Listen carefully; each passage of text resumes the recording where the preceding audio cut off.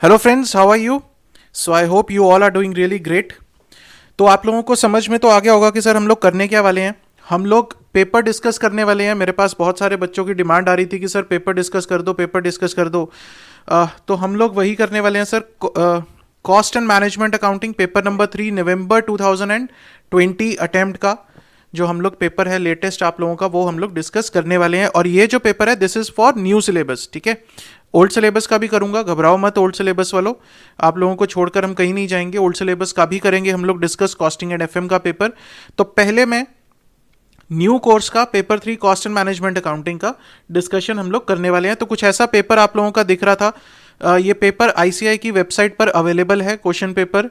जिन बच्चों ने नहीं भी दिया, जो बच्चे ये वीडियोस देखेंगे, जो आगे की तैयारी कर रहे हैं, उनको चाहिए तो सर ये पेपर जो है वो आईसीआई की वेबसाइट पर अवेलेबल है, ठीक है। तो वहाँ से आप लोग डाउनलोड कर सकते हो, मैंने भी वहीं से डाउनलोड किया है। चलो सर, तो ये कुछ ऐसा पेपर आप लोगों का था, ठीक। 100 मार्क्स का पेपर था, 120 मार्क्स के क्वेश्चन थे, उसमें से एक क्वेश्चन जो था वो ऑप्शनल था। मज़े की बात सर ऐसा है, जैसा कि आप सबको पता ही है, नहीं भी पता तो बता देता हूँ कि हमारा पूरा के पूरा कॉस्ट अकाउंटिंग का जो कोर्स है वो यूट्यूब पर अवेलेबल है। पूरा रेगुलर कोर्स सर, कोई शॉर्टकट्स नहीं, कोई रिवीजन नहीं, कोई फास्ट ट्रैक नहीं, पूरा रेगुलर कोर्स जो है हमारा यूट्यूब पर अवेलेबल है। और मज़े की बात ये है सर, कुछ क्वेश्चन ऐसे थे जो डायरेक्टली हमारे यूट्यूब कोर्स में से आए। एक क्वेश्चन तो ऐसा आया, कॉन्ट्रैक्ट कॉस्टिंग का मैं करवाऊंगा क्वेश्चन। कॉन्ट्रैक्ट कॉस्टिंग का क्वेश्चन ऐसा आया कि सर फिगर्स भी सेम थी। मैंने यूट्यूब पे होमवर्क में दिया था वो क्वेश्चन एस्केलेशन क्लेम का, और वो विद फिगर्स बिल्कुल सेम क्वेश्चन था। इसलिए मैं हमेशा कहता हूं कि सर क्वालिटी पे जाओ, क्वांटिटी पे मत जाओ। क्योंकि कुछ लोग ऐसे थे जो बार बार यही कह रहे थे कि भाई क्वेश्चंस नहीं करवाए सर ने, क्वेश्चंस नहीं करवाए, केएसजे टीचिंग ने क्वेश्चंस नहीं करवाए। भाई 150 के आसपास क्वेश्चंस करवा रखे हैं मैंने, राइट। और जितने करवा रखे हैं वो क्वालिटी क्वेश्चंस करवा रखे हैं, because that is what I always believe in, that quality matters more than the quantity. आप लोग क्वालिटी नहीं करोगे, 1000 क्वेश्चन भी कर लो तो भी पेपर क्लियर नहीं होगा, राइट।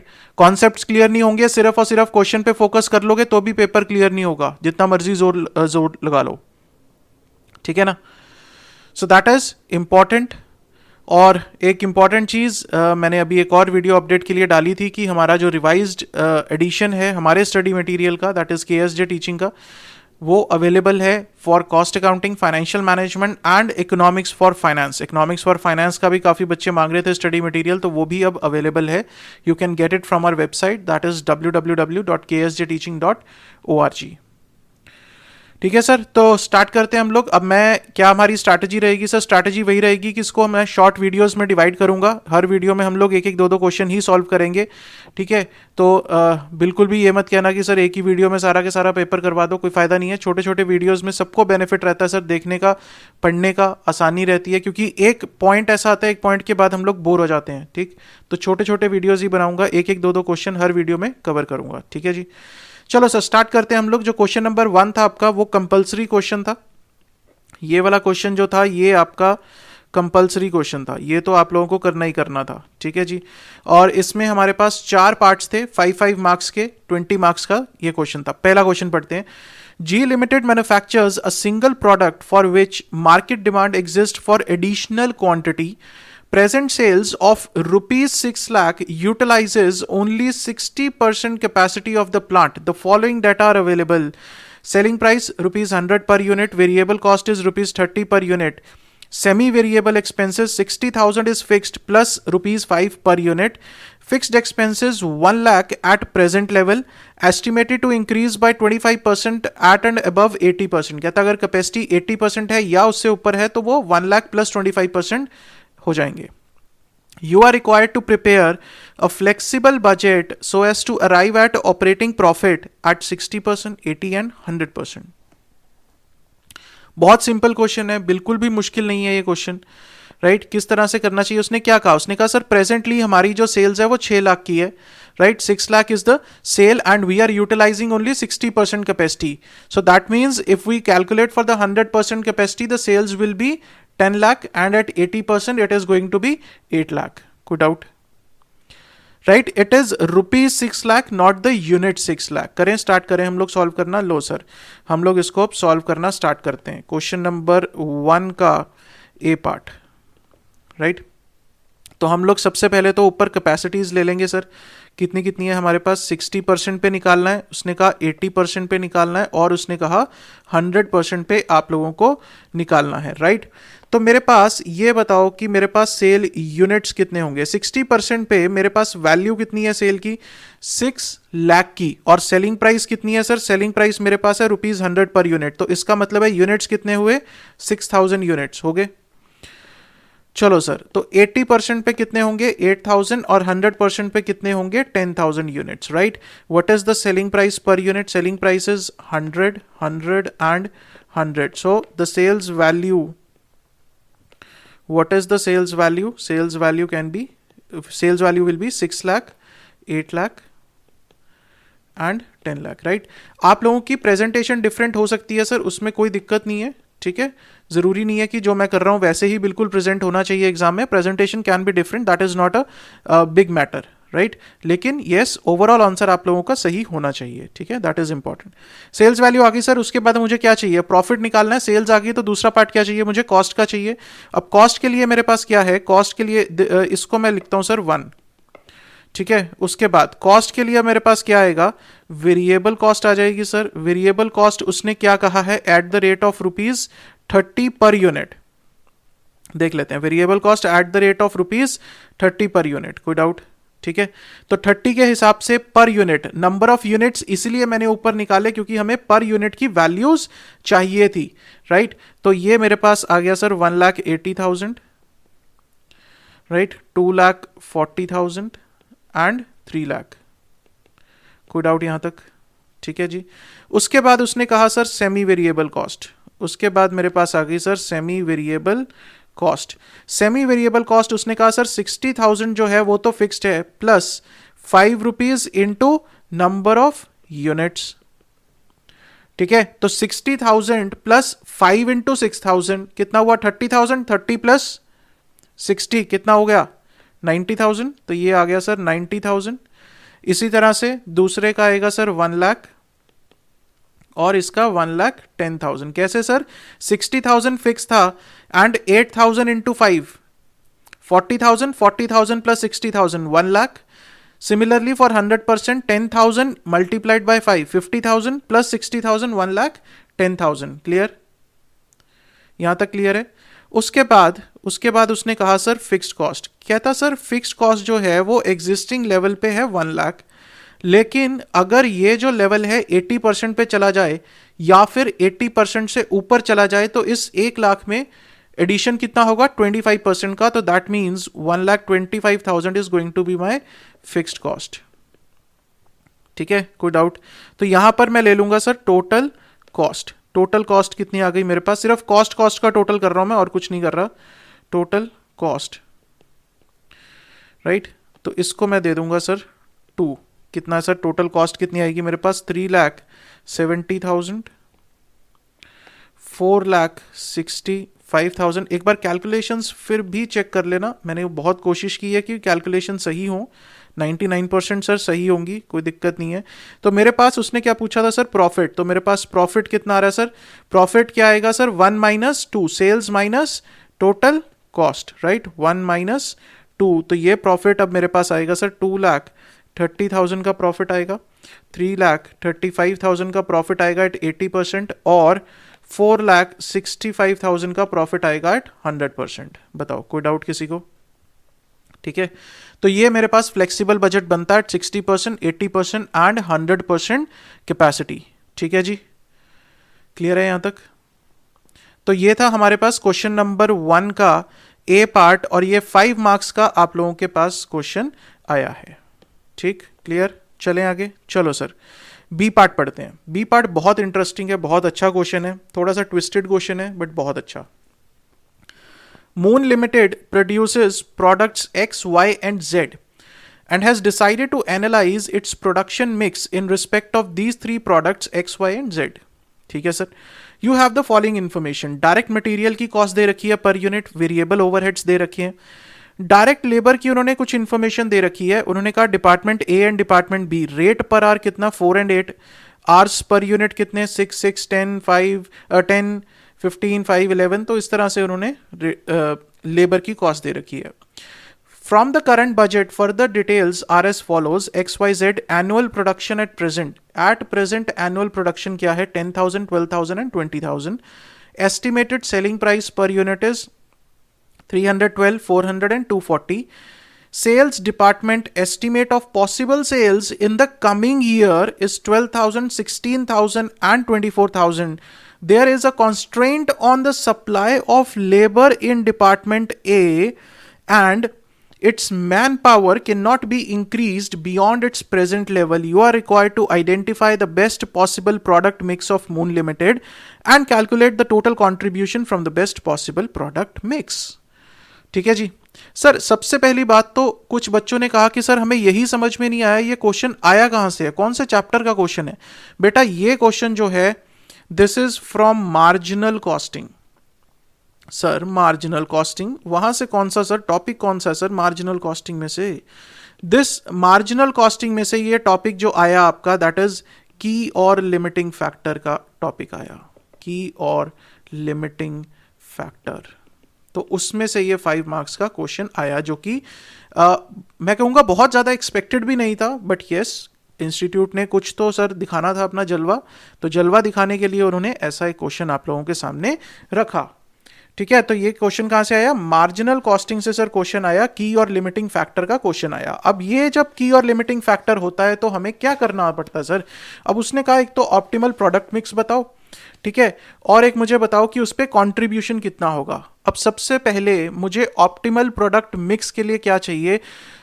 ऑप्टिमल प्रोडक्ट मिक्स का मतलब है वो ये जानना चाहता है कि सर मैं एक्स, वाई और जेड कितने कितने यूनिट्स बना पाऊं with consideration that labour is a limiting factor in department A. Right, department A में जो लेबर है वो मेरे पास लिमिटिंग फैक्टर है, वो आर्स जो है वो इससे ज्यादा आर्स नहीं हो सकते. तो अब इस चीज को कंसीडर करते हुए मुझे एक्स के कितने यूनिट बनाने हैं, मुझे वाई के कितने यूनिट बनाने हैं और मुझे जेड के कितने यूनिट बनाने हैं. सो this is the question. Right, हम बनाना कितना चाहते हैं? हम बनाने चाहते हैं सर ये units 12,000, 16,000 and 24,000. What is the existing units? This much. Right, तो अब मेरे पास क्योंकि डिपार्टमेंट ए में जो आर्स हैं, जो नंबर ऑफ आर्स हैं वो लिमिटेड हैं. राइट, तो मुझे क्या आइडेंटिफाई करना पड़ेगा? पहले मुझे इसमें कुछ वर्किंग नोट्स बनाने पड़ेंगे. क्या सर? मुझे आइडेंटिफाई करना पड़ेगा कि डिपार्टमेंट ए में मेरे पास टोटल कितने आर्स अवेलेबल हैं. क्वेश्चन नंबर 1 का हमारे पास है बी पार्ट. ठीक है, मैं लिखता हूं working note number 1, calculation of total hours available. मैं थोड़ा सा इसको लॉन्ग करके कराऊंगा इस क्वेश्चन को, ठीक है, ताकि आप लोगों को प्रॉपरली समझ में आ जाए. अगर किसी ने थोड़ा शॉर्ट में किया तब भी कोई दिक्कत नहीं है. राइट, इन डिपार्टमेंट ए. ठीक, तो टोटल आर्स कैसे निकलेंगे सर? मेरे पास है प्रोडक्ट है, राइट, उसके बाद मेरे पास उसके नंबर ऑफ यूनिट्स में करंटली कितने बना रहा हूं, आर्स पर यूनिट, एक यूनिट को बनाने के लिए कितने घंटे लग रहे हैं, तो टोटल आर्स मेरे पास कितने अवेलेबल हैं. करंटली कितने आर्स अवेलेबल है मैं उसके बियॉन्ड नहीं कर सकता. X, Y and Z. Currently मैं बना रहा हूं sir 10,000 units, 12,000 units and 20,000 units. ये तो मैं बना रहा हूं करंटली. Right, 6, 10 and 5. कहां से आया सर 6, 10 एंड 5? ये वाला पोर्शन है 6, 10 and 5 in the department A. तो टोटल आवर्स कितने हुए सर? 60,000, 1,20,000 एंड 1 लाख. राइट, तो टोटल आवर्स कितने घंटे डिपार्टमेंट ए में काम हो रहा है? That is 2,80,000 hours. तो अब वो क्या कहता है? वो कहता है कि सर इससे ज्यादा काम नहीं हो सकता. डिपार्टमेंट ए में हम 2,80,000 आवर्स से ज्यादा का काम नहीं कर सकते. So this is the maximum hours that we can utilize in department number A. Right, now what we have to calculate is if we have to find out such a mixture, we have to find out that which product is giving us the maximum contribution. हमें कौन से product से सबसे ज्यादा contribution मिल रहा है. अब इस केस में हम लोग क्या निकालते हैं? इस केस में हम लोग क्या निकालेंगे सर? कंट्रीब्यूशन पर लिमिटिंग फैक्टर. कंट्रीब्यूशन पर limiting factor that is number of hours. अब इसके लिए मुझे पहले टोटल कंट्रीब्यूशन चाहिए होगा, राइट? लिमिटिंग फैक्टर तो मेरे पास है, this is my limiting factor, लेकिन मुझे टोटल कंट्रीब्यूशन चाहिए होगा। टोटल कंट्रीब्यूशन के लिए मुझे क्या चाहिए होगा सर? सेलिंग प्राइस चाहिए होगी सर, दे रखी है, ये दे रखी है सर। वेरिएबल कॉस्ट चाहिए होगी, कौन सी? मटेरियल है, वेरिएबल ओवरहेड्स है, लेकिन लेबर की कॉस्ट तो कैलकुलेट करनी पड़ेगी ना, राइट? लेबर की कॉस्ट डायरेक्टली नहीं दे रखी, तो लेबर की कॉस्ट क्या करूंगा मैं? कैलकुलेट करूंगा, राइट? तो इसका मेरे पास अगला वर्किंग नोट बनेगा, working note number 2, that is calculation of labour cost. calculation of labor cost, right? तो मेरे पास यहां पर 1 सेकेंड, मेरे पास आया सर प्रोडक्ट, ठीक है जी, और यहां पर मेरे पास आया department A, department B and total cost. Product, इसमें रेट लिख देता हूं साथ में ब्रैकेट में, रेट कितना है? 4 है, और डिपार्टमेंट बी में जो रेट है दैट इज 8, ठीक? अब प्रोडक्ट मेरे पास क्या आ रहा है सर? प्रोडक्ट मेरे पास आया x and y and z। तो x में अब मेरे पास आर्स कितने हैं? 6 है, और x प्रोडक्ट x के लिए दोनों डिपार्टमेंट्स में 6 है, यहां पर 10 है, 15 है, 5 एंड 11, ठीक है? 6, 10, 5, 6, 15, 11। अब टोटल कॉस्ट कैसे बनेगी सर? टोटल कॉस्ट यहां पे मेरे पास आएगी 72 रुपीज। ये 72 रुपीज आया कैसे? 6 multiplied by 4, right, plus 6 multiplied by 8। Clear? कैसे सर? ये 6 hours multiplied by per rate hour is 4 plus 6 multiplied by per rate, that is 8. So this is the total cost of product X, labor cost. Okay. Similarly for Y, it has to be 160, that is 10 multiplied by 4 plus 15 multiplied by 8, right? For Z, it is 108, 5 multiplied by 4 plus 11 multiplied by 8. So the total cost is 340. Clear? So this is another part, that is calculation of labor cost. Now comes the third part, that is third working note, calculation of contribution per unit. Now I am going to calculate working note number 3, that is calculation of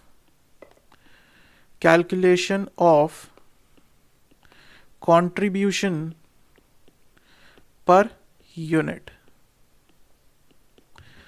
ठीक है जी, contribution per unit का अब हम लोगों को निकालना है। तो उसके लिए मैं क्या करूंगा? मैं लिखता हूं सर पर्टिकुलर्स, और मेरे पास 3 प्रोडक्ट्स आएंगे x, y and z, right? तो उसके लिए मुझे पहले क्या चाहिए? सेलिंग प्राइस चाहिए। सेलिंग प्राइस पर यूनिट दे रखी है आपको 312, 400 and 240, this is given in the question. Less material cost, material cost क्या आपको क्वेश्चन में दे रखी है? बिल्कुल सर, क्वेश्चन में दे रखी है 160, 120 and 80, minus variable cost, variable overheads, overheads का खर्चा दे रखा है, बिल्कुल दे रखा है सर, ओवरहेड्स का खर्चा दे रखा है 8, 20 and 12। Now labour cost minus labour cost, sir labour cost अभी अभी हम लोगों ने निकाली, एक्स की लेबर कॉस्ट कितनी थी? 72, वाई की कितनी थी? 160, जेड की 108, तो अभी अभी हम लोगों ने निकाली 72, राइट, 160 एंड 108। क्लियर है? क्लियर है सर, यहां तक को डाउट? तो मेरे पास अब कंट्रीब्यूशन कितना आया? Contribution per unit, contribution per unit ये आया सर मेरे पास 72, 100 एंड 40। अब मेरे पास मेन पार्ट बनेगा calculation of optimal mix and contribution at optimal mix, right? तो अब मेरे पास क्या बनेगा? Calculation of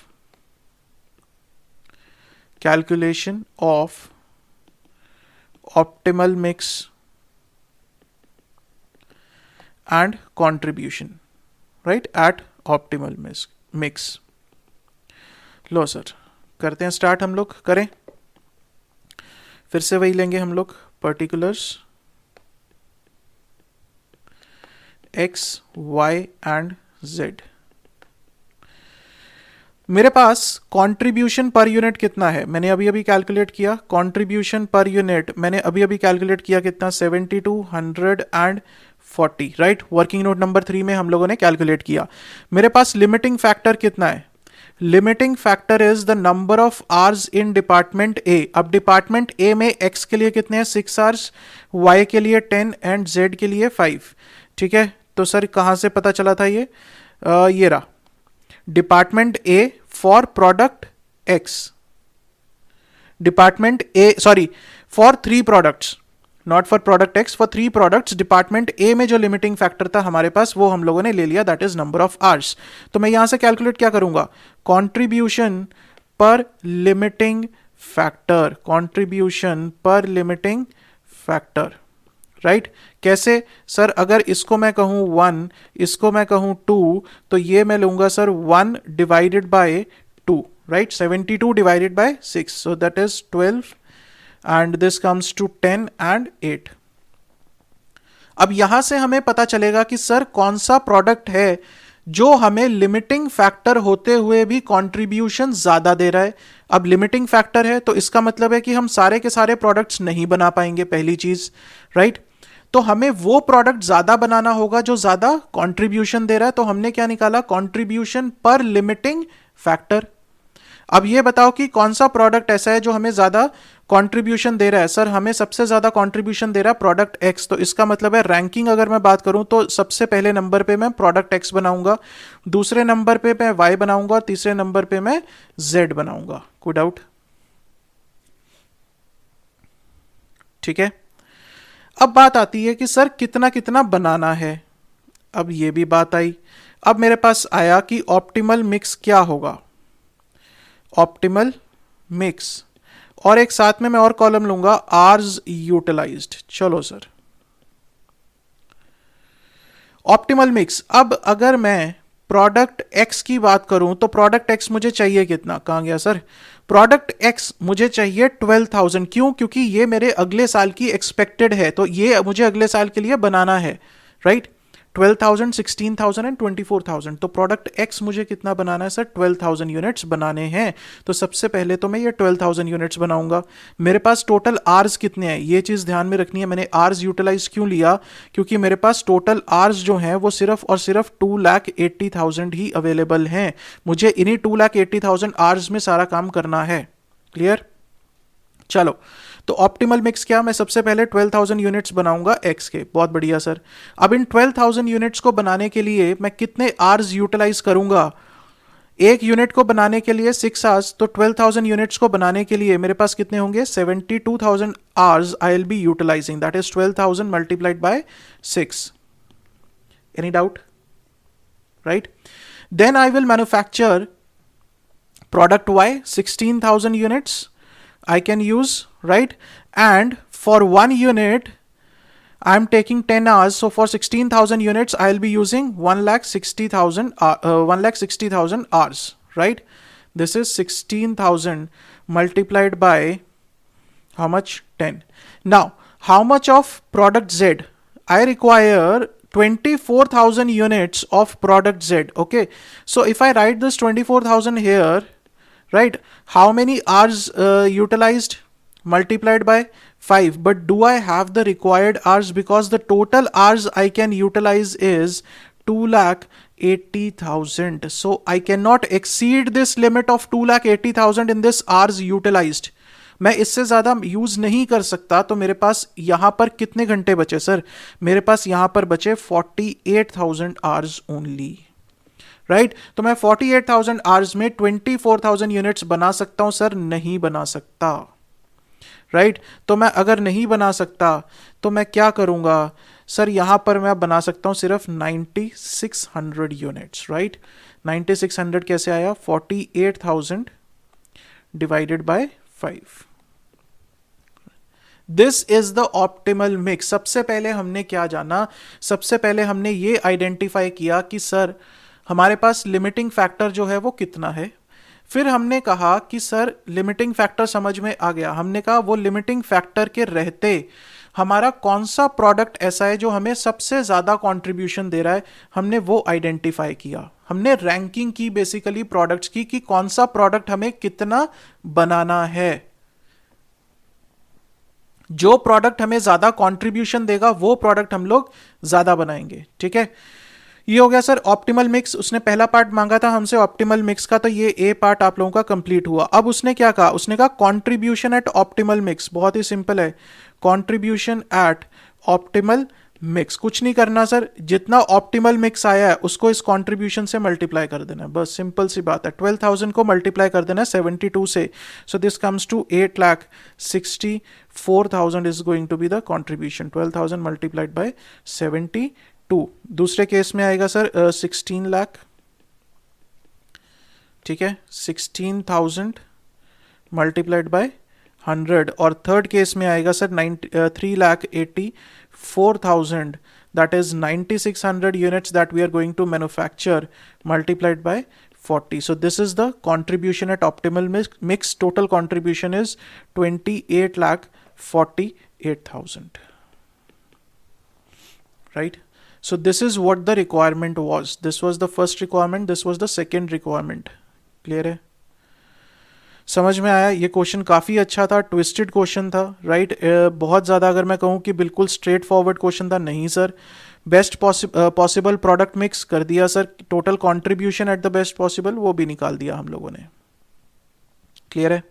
so this was a very good question. Marginal costing का की और लिमिटिंग फैक्टर में से मैं कहूँ this is one of the best questions. ठीक है, इंपॉर्टेंट और बहुत ही बढ़िया क्वेश्चन। काफ़ी बच्चों ने कर लिया होगा, मेरे पास ज़्यादा कोई दिक्कत आई नहीं इस क्वेश्चन को लेके। बच्चों की समझ में आया होगा लिमिटिंग फैक्टर, तो काफ़ी हद तक सॉल्व करने में कोशिश कर ली होगी आप लोगों ने, राइट? तो इसके साथ हम लोगों ने क्वेश्चन नंबर 1 का ए और बी पार्ट जो था वो कर लिया है। अब नेक्स्ट लेक्चर में हम लोग नेक्स्ट पार्ट में करेंगे सी और डी पार्ट इसका। ठीक है, छोटा छोटा है, फटाफट से कर लेंगे। सी और डी पार्ट इंटरेस्टिंग है, मज़ा आएगा। इसको हम लोग नेक्स्ट लेक्चर में करेंगे। मैंने पहले ही कहा था इसको मैं छोटे छोटे पार्ट्स में डिवाइड करके पूरा पेपर आप लोगों को करवा दूंगा। सो वरी नॉट, हम लोग पूरा पेपर करेंगे, right? So see you guys in the next lecture. All the best, stay safe, stay healthy. Thank you.